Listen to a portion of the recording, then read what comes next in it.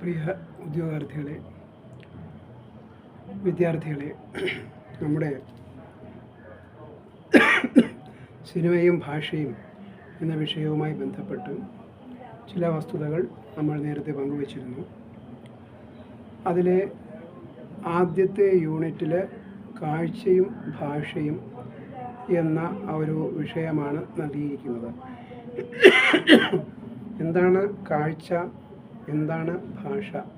ഇത് നമുക്ക് അറിയാവുന്ന കാര്യമാണ്. ഭാഷ എന്ന് പറയുന്നത് ആശയവിനിമയത്തിനുള്ള ഉപാധിയാണ് എന്ന് പൊതുവിൽ പറയാം. The sounds and words used by humans to express their thoughts and feelings എന്നാണ് ഓക്സ്ഫോർഡ് ഡിക്ഷണറി ഭാഷയെ നിർവചിക്കുന്നത്. അതായത് വികാരങ്ങളും ചിന്തകളും പ്രകടിപ്പിക്കുന്നതിന് വേണ്ടിയിട്ട് വികാരങ്ങളും ചിന്തകളും പ്രകടിപ്പിക്കുന്നത് വാക്കുകളും ശബ്ദങ്ങളും കൊണ്ടാണ്. ആ വാക്കുകളും ശബ്ദങ്ങളും കൊണ്ട് വികാരങ്ങളും ചിന്തകളും പ്രകടിപ്പിക്കാനായി മനുഷ്യനാൽ സംവിധാനം ചെയ്യപ്പെട്ട ഒന്നാണ് ഭാഷ എന്ന് പറയുന്നത്. അതിനു വേണ്ടിയിട്ട് ഉച്ചാരണ അവയവങ്ങളാണ് ഉപയോഗിക്കുന്നത്, അല്ലേ? നമ്മുടെ നാവ്, ചുണ്ട്, പിന്നെ ദന്തങ്ങൾ തുടങ്ങിയിട്ടുള്ള ഉച്ചാരണ സ്ഥാനങ്ങളിൽ ഉച്ചാരണാവയവം തൊട്ടും തൊടാതെയും കണ്ട് ഉച്ചരിക്കപ്പെടുന്ന ശബ്ദങ്ങളാണ്. അവയെ നമുക്ക് ഭാഷാശാസ്ത്രപരമായിട്ട് അതിനെക്കുറിച്ചുള്ള പഠനങ്ങളും മറ്റും നടന്നിട്ടുണ്ട്. അത് നിങ്ങൾക്കറിയാവുന്ന കാര്യമാണ്. അത് കൂടുതൽ വിശദീകരിക്കേണ്ട കാര്യമില്ല.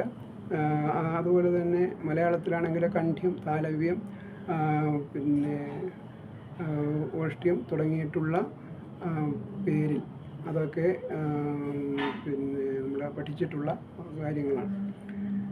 അപ്പോൾ ഭാഷ എന്ന് പറയുന്നത് ഈ ലോകത്ത് 3000-ലധികം ഭാഷകളാണുള്ളത്.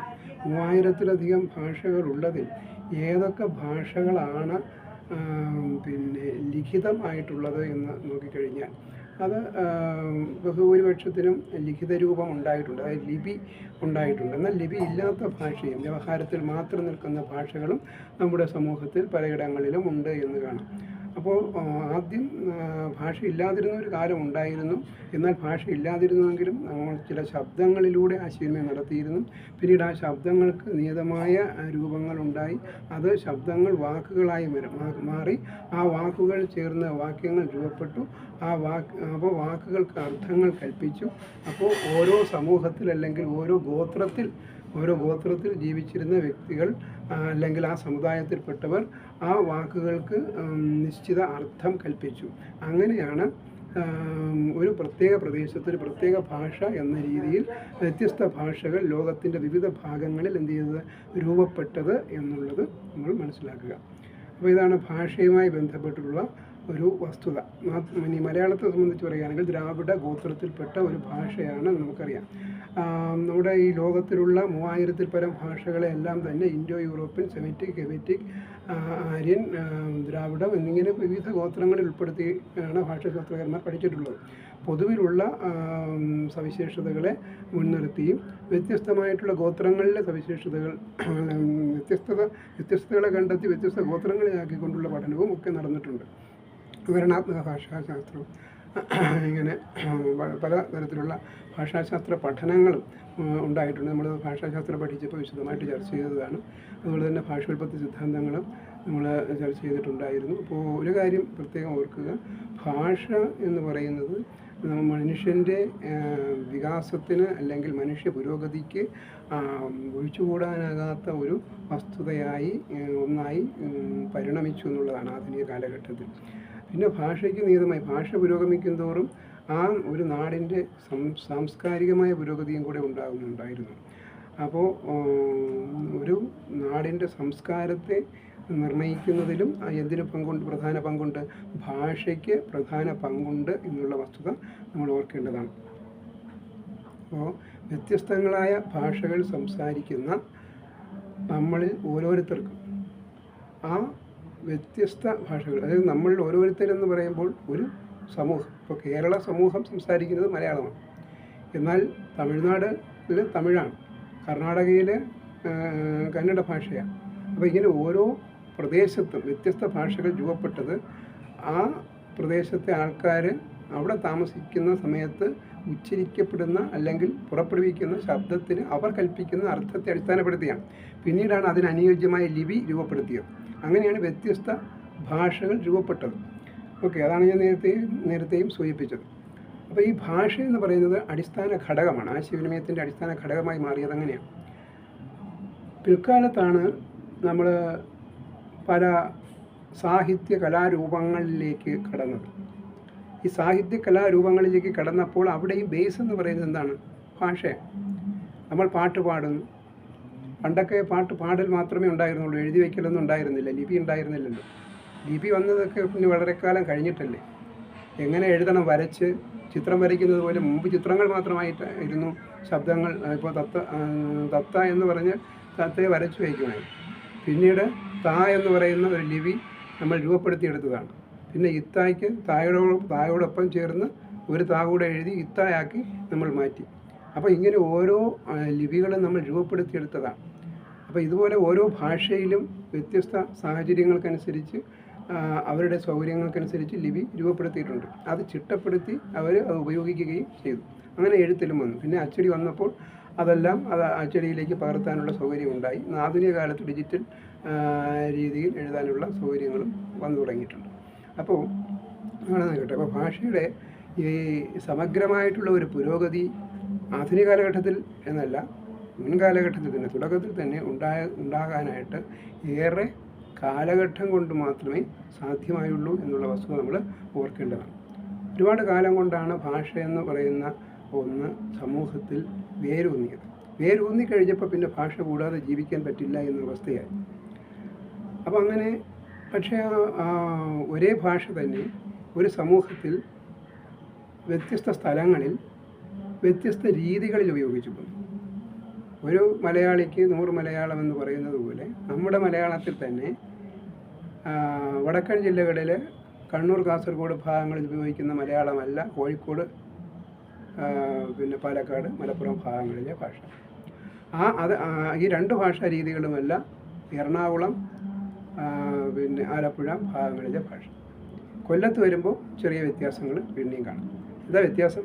സംസാര രീതിയിൽ, പിന്നെ ചില പദങ്ങളുടെ അർത്ഥം, ചില പദങ്ങളുടെ അർത്ഥത്തിൻ്റെ കാര്യത്തിൽ ഒക്കെ വ്യത്യാസങ്ങളുണ്ട്. ചില പദങ്ങളുടെ തന്നെ കാര്യത്തിൽ ചിലയിടത്ത് ഉപയോഗിക്കുന്ന അർത്ഥത്തിലല്ല ചില പദങ്ങൾ വേറൊരിടത്ത് ഉപയോഗിക്കാം. അപ്പോൾ പ്രത്യേകിച്ച് സംസാര ഭാഷയിലുള്ള, സംസാരത്തിൻ്റെ ട്യൂണിലുള്ള ഒരു താളത്തിലുള്ള വ്യത്യാസം, അതൊക്കെ വളരെ പ്രകടമാണ്. അതുപോലെ തന്നെ തിരുവനന്തപുരത്തെക്കുറിച്ച് പറയുമ്പോൾ നമുക്ക് അറിയാം, തിരുവനന്തപുരത്തും എറണാകുളത്തും കൊല്ലത്തുമൊക്കെ സ്റ്റാൻഡേർഡൈസ്ഡ് ലാംഗ്വേജാണ് ഈ മാനക ഭാഷ എന്ന് പറയുന്നത്. നമ്മൾ എന്താണ് പ്രാദേശിക ഭാഷ എന്ന് പറഞ്ഞു കഴിഞ്ഞാൽ ഭാഷാഭേദത്തെ അടിസ്ഥാനപ്പെടുത്തി രൂപപ്പെടുന്നതാണ്. ഭാഷാഭേദം എന്ന് പറഞ്ഞാൽ ഒരു ഭാഷയ്ക്കുള്ളിൽ തന്നെ വ്യത്യസ്തങ്ങളായിട്ടുള്ള ഭാഷാ രീതികൾ, അതായത് സംസാര രീതിയിലും അതുപോലെ തന്നെ അർത്ഥത്തിൻ്റെ കാര്യത്തിലും വ്യത്യസ്തത പുലർത്തുന്നതിനെയാണ് ഭാഷാഭേദമെന്ന് പറയുന്നത്. അത് പ്രാദേശികമായിട്ട് വ്യത്യാസപ്പെട്ടിരിക്കും. അതാണ് പ്രാദേശിക ഭാഷാ രീതികൾ. ആ പ്രാദേശിക ഭാഷാ രീതികളൊക്കെ ഓരോ പ്രദേശത്ത് ചെന്നാൽ മാത്രമേ അറിയാൻ പറ്റുകയുള്ളൂ. നമ്മൾ ഉപയോഗിക്കുന്ന ഭാഷാ രീതിയിൽ നിന്നുള്ള വ്യത്യാസം നമ്മളവിടെ പോകുമ്പോഴാണ് മനസ്സിലാക്കാൻ കഴിയുന്നത്. അല്ലെങ്കിൽ അവരാരെങ്കിലും ഇവിടെ വരുമ്പോഴായിരിക്കും നമുക്ക് മനസ്സിലാക്കാനായിട്ട് സാധിക്കുന്നത്. തൃശ്ശൂർ ചെന്ന് കഴിഞ്ഞാൽ തൃശ്ശൂരിൻ്റേതായിട്ടുള്ള ഒരു ശൈലി, എന്തുട്ടാ ഇങ്ങോട്ട് പറഞ്ഞേ എന്നൊക്കെ ഉള്ള. എന്നാൽ എന്തിട്ടായിട്ട് കാട്ടണേ അത് ഇവിടെ കോഴിക്കോട് ഭാഗത്തേക്ക് പോകുമ്പോഴാണ്. അപ്പോൾ ഇങ്ങനെ അതുപോലെ തന്നെ ശവി, ഗഡി എന്നിങ്ങനെയുള്ള പ്രയോഗങ്ങൾ തൃശ്ശൂർ ഭാഗത്തെ ഭാഷയുടെ ഒരു പ്രത്യേകതയാണ്. അപ്പോൾ ഒരു നീട്ടിക്കൊണ്ടുള്ള സംഗീതാത്മകമായിട്ടുള്ള ഒരു ഭാഷാ പ്രയോഗമാണ് തൃശ്ശൂർ കാണാൻ കഴിയുന്നത്. എറണാകുളത്തും ആ ഒരു ചെറിയ നീട്ടൽ കാണുന്നുണ്ട്. എന്നാൽ അതേസമയം ശൈലിയിൽ വ്യത്യാസമുണ്ട് കോഴിക്കോട് ഭാഗത്തൊക്കെ ഉള്ള സംസാരത്തിൽ. വാക്കുകളുടെ അർത്ഥങ്ങളിലും ഒത്തിരി വ്യത്യാസങ്ങൾ നമുക്ക് കാണാൻ കഴിയും. അപ്പോൾ അത് ഈ പ്രാദേശികമായിട്ടുള്ള ഭാഷാഭേദം. അപ്പോൾ ഇവിടെ ഭാഷയെയും ഭാഷാഭേദത്തെയും കുറിച്ച് പറഞ്ഞതിൻ്റെ അടിസ്ഥാനം എന്ന് പറയുന്നത്, നമ്മൾ ഈ നാടകം, നമ്മുടെ പ്രാചീന കലാരൂപങ്ങളുണ്ട്.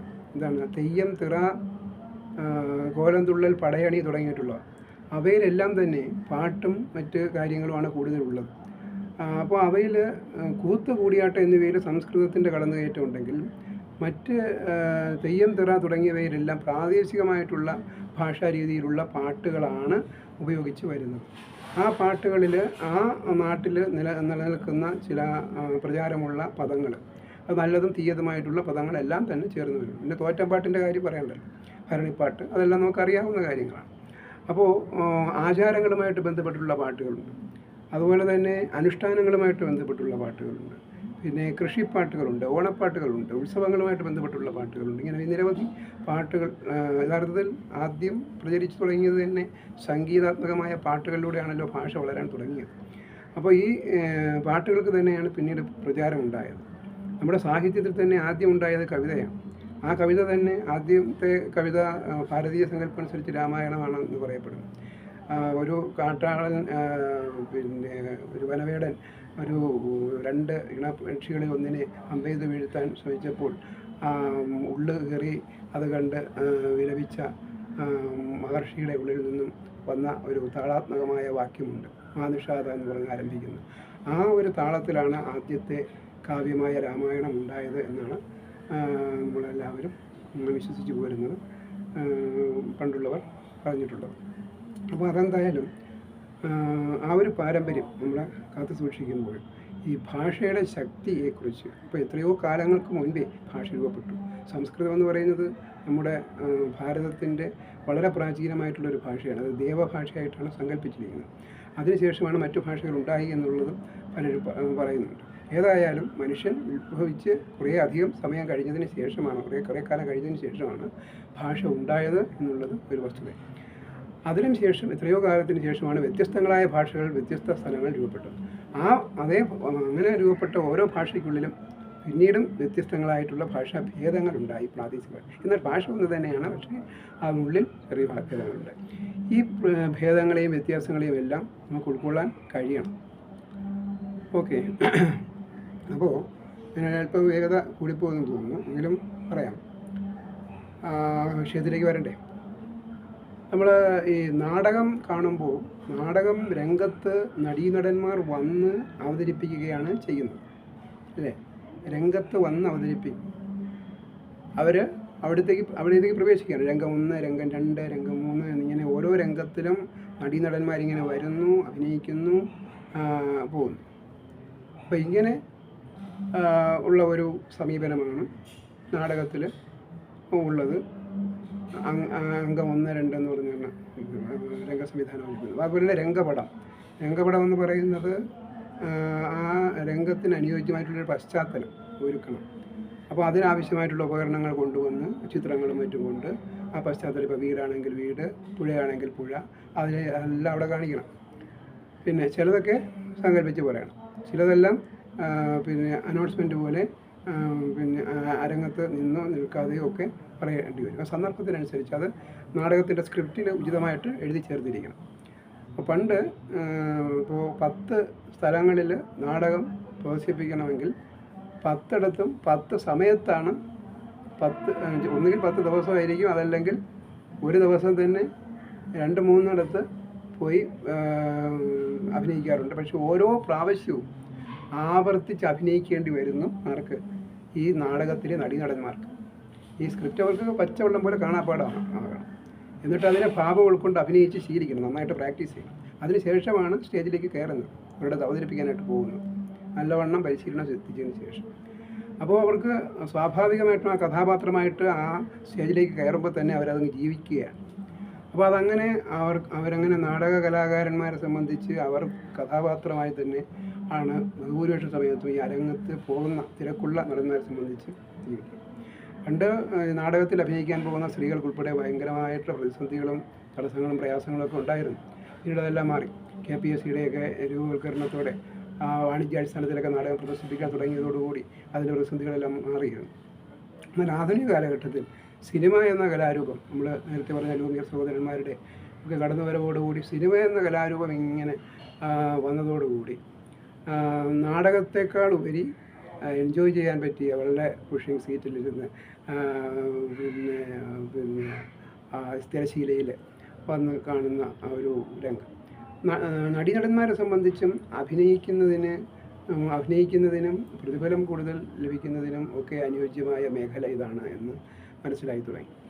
അപ്പോൾ മാത്രമല്ല അഭിനയിക്കുക എന്ന് പറഞ്ഞാൽ പലതവണ അഭിനയിച്ച് ഏതെങ്കിലും ഒരു പ്രാവശ്യം ഓക്കെ ആയിക്കഴിഞ്ഞാൽ പിന്നെ അത് മതി, അതങ്ങ് ഫിലിമിൽ പകർത്തി വയ്ക്കുകയാണ്. ആ പകർത്തി വയ്ക്കുന്നതിന് അതിൻ്റെ പകർപ്പുകളെടുത്ത് പലയിടത്തായിട്ട് കൊടുത്ത് ഒരേ സമയം തന്നെ പലയിടത്ത് അവതരിപ്പിക്കാനായിട്ട് സാധിക്കും. അവിടെ ഈ നടന്മാർ പോകേണ്ട കാര്യവുമില്ല.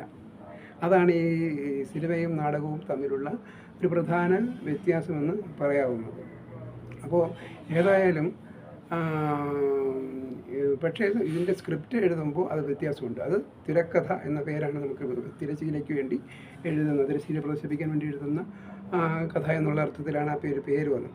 അപ്പോൾ ഏതായാലും തിരക്കഥ, സ്ക്രീൻ പ്ലേ, അത് എഴുതുന്ന രീതി വ്യത്യാസപ്പെട്ടു. നമ്മുടെ നാടകത്തിൽ എഴുതുന്നത് പോലെ എഴുതിയാൽ പോരാ. ക്യാമറാമാനെയും സംവിധായകനെയും നടീനടന്മാരെയും കഥയെയും കഥയുടെ പശ്ചാത്തലത്തെയും അത് ഷൂട്ട് ചെയ്യുന്ന സ്ഥലത്തെയും എല്ലാം ചിന്തിച്ചുകൊണ്ട് മാത്രമേ നമ്മൾ, അതായത് പ്രേക്ഷകൻ കാണുന്ന കാഴ്ച, ആ കാഴ്ചയെ മുൻനിർത്തിക്കൊണ്ടും ആ കാഴ്ചയുടെ ഭാഗമായുള്ള സംഭാഷണത്തെ, ഭാഷയെ പരിഗണിച്ചുകൊണ്ടുമാണ് നമ്മൾ ആ ഒരു സ്ക്രിപ്റ്റ് അഥവാ തിരക്കഥ എഴുതേണ്ടത്.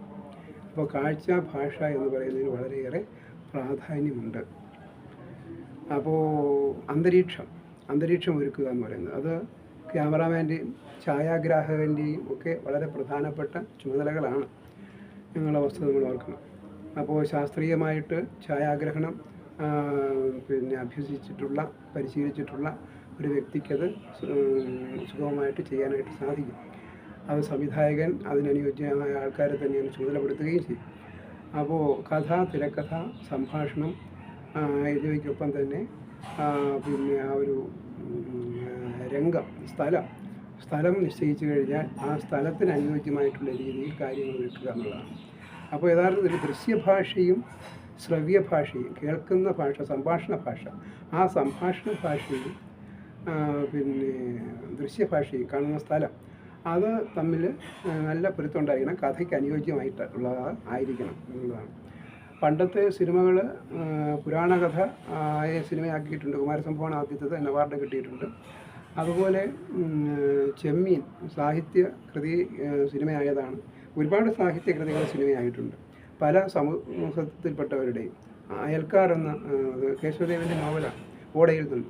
ഇതെല്ലാം അതുപോലെ തന്നെ ഈ തകഴിയുടെ ചെമ്മീൻ കൂടാതെ ബഷീറിൻ്റെ മതിലുകൾ, ഇങ്ങനെ ഒരുപാട് ചെറുകഥകളും നോവലുകളും ഒക്കെ എന്തായിട്ടുണ്ട്, സൂഫി പറഞ്ഞ കഥ ഉൾപ്പെടെ എല്ലാം സിനിമയിലേക്ക് വന്നിട്ടുണ്ട്. ഈ അടുത്ത കാലത്ത് ആടുജീവിതം ആയിട്ടുണ്ട്. ഇപ്പോൾ ഫിലിം ക്രിട്ടിക്സ് അവാർഡ് നമ്മുടെ പൃഥ്വിരാജിന് ലഭിച്ചു. ആടുജീവിതത്തിൻ്റെ പ്രകടനത്തിനാണ്. പാർവതിക്ക് ഉർവശിക്കും അവാർഡ് കിട്ടി. ഇന്നിപ്പോൾ ദേശീയ ചലച്ചിത്ര പുരസ്കാരം 2022 കൊടുക്കാൻ പോകുന്നു. 2024 സംസ്ഥാന ചലച്ചിത്ര പുരസ്കാരം ഇന്ന് വൈകിട്ട് 3 മണിക്ക് നൽകാൻ പോകുന്നു. അപ്പോൾ ഇന്നിപ്പോൾ ആഗസ്റ്റ് 16 അപ്പോൾ ഏതായാലും എല്ലാവർക്കും ഇന്നിപ്പോൾ ഒഴിച്ചുകൂടാനാകാത്ത ഒരു വിനോദോപാധിയായിരിക്കും. ആർട്ട് ഫിലിമും കൊമേഴ്ഷ്യൽ ഫിലിമും രണ്ടും ഉണ്ട്.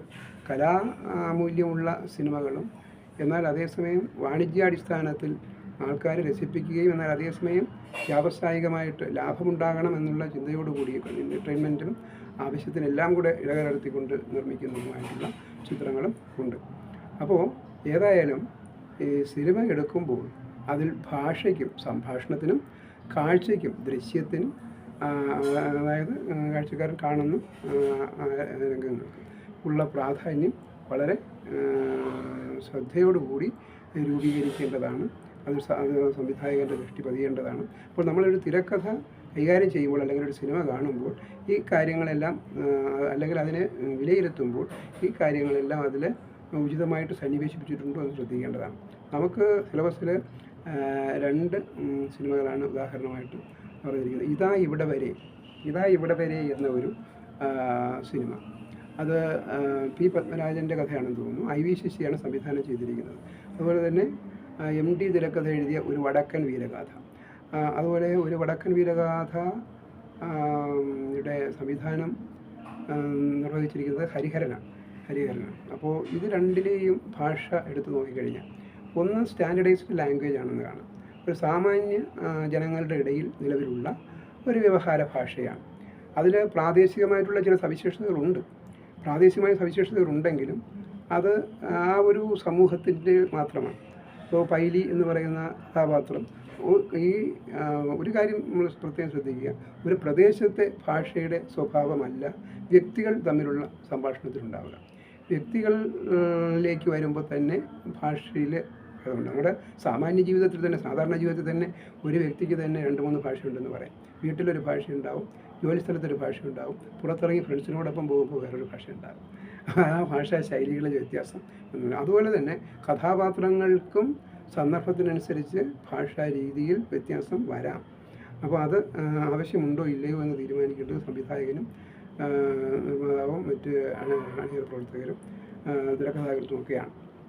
അപ്പോൾ അത് പ്രേക്ഷകൻ കാണുകയാണ് എന്നുള്ള ബോധ്യത്തോടു കൂടിയാണ് അത് നമ്മൾ സന്വേഷിപ്പിക്കുന്നത്. അപ്പോൾ ഇവിടം വരെ എന്നുള്ളതിൽ ഏറെക്കുറെ സ്റ്റാൻഡേർഡൈസ്ഡ് ലാംഗ്വേജ് ആയിട്ട് തോന്നാമെങ്കിലും അപ്പോൾ അതിലുള്ള ഭാഷാ രീതികൾ പിന്നെ വ്യക്തി കേന്ദ്രീകൃതമായിട്ട്, അതായത് കഥാപാത്രങ്ങൾക്കനുസരിച്ച് വ്യത്യാസപ്പെട്ടിട്ടുണ്ട്. അപ്പോൾ അതിലെ വിധുബാല എന്ന നടി അവതരിപ്പിക്കുന്ന ഒരു കഥാപാത്രമുണ്ട്, സുശീല എന്ന് പറയുന്നത്. ആ സുശീലയും നമ്മുടെ സോമൻ അവതരിപ്പിക്കുന്ന വിശ്വനാഥൻ എന്ന കഥാപാത്രവും തമ്മിലുള്ള സംഭാഷണം വളരെ വൈകാരികതയെ പിന്നെ വ്യക്തമാക്കുന്ന തരത്തിൽ, അതായത് പിന്നെ ഒരു ഗൃഹാതുരത്വം നടത്തുന്ന തരത്തിൽ, അച്ചടി ഭാഷ പോലെ തോന്നിപ്പിക്കുന്ന തരത്തിൽ, എന്നാൽ ഹൃദയത്തിൽ തൊടുന്ന വിധത്തിൽ ഉള്ള ഒരു സംഭാഷണമാണ്. എന്നാൽ അതേസമയം പൈലിയും പിന്നെ വിശ്വനാഥനും തമ്മിലുള്ള സംഭാഷണം എന്ന് പറയുമ്പോൾ കൊളോക്കിയലായിട്ടുള്ള ചില പ്രയോഗങ്ങൾ കൂടെ കടന്നു വന്ന് ഉള്ള രീതി കാണാൻ കഴിയും. അപ്പോൾ അത് പ്രത്യേകം ശ്രദ്ധിക്കേണ്ടുന്ന ചില വസ്തുതകളാണ്. എന്നാൽ ഒരു വടക്കൻ വീരഗാഥയിലാകട്ടെ, വടക്കൻ വീരഗാഥയിലെ തറവാട്ടിലെ പുത്തൂരം തറവാട് പോലുള്ള തറവാട്ടിലെ അംഗങ്ങൾ തമ്മിൽ സംസാരിക്കുമ്പോഴുണ്ടാകുന്ന ഭാഷയും അവർ പുറത്തിറങ്ങി സംസാരിക്കുമ്പോഴുള്ള ഭാഷയും തമ്മിൽ നേരിയ വ്യത്യാസങ്ങളുണ്ട് കഥാപാത്രങ്ങളുടെ ഭാഷയിൽ. എന്നാൽ അതിൽ പൊതുവെ കാണുന്നത് ഏറനാടൻ വള്ളുവനാടൻ ഭാഗങ്ങളിൽ കാണപ്പെടുന്ന ഭാഷാ ശൈലിയെ അനുസ്മരിപ്പിക്കുന്ന, പണ്ടുകാലത്ത് ഉപയോഗിച്ചിരുന്ന ഭാഷാ ശൈലിയെ അനുസ്മരിപ്പിക്കുന്ന ഒരു ഭാഷാ രീതിയാണ് അതിലെ തിരക്കഥയ്ക്ക് സ്വീകരിച്ചിരിക്കുന്നതെന്ന് നമുക്ക് കാണാൻ കഴിയും. ഓക്കെ, അപ്പോൾ ഇന്നത്തേക്ക് നമുക്ക് ഇത്രയും മതി. അടുത്ത ഒരു ക്ലാസ്സിൽ നമുക്ക് കാഴ്ചയുടെ ശാസ്ത്രീയ വശങ്ങൾ സിനിമയിൽ എങ്ങനെയാണ് കടന്നു വന്നത് എന്നുള്ളതിൻ്റെ ഒരു അന്വേഷണം നടത്താം. ഓക്കെ, നന്ദി.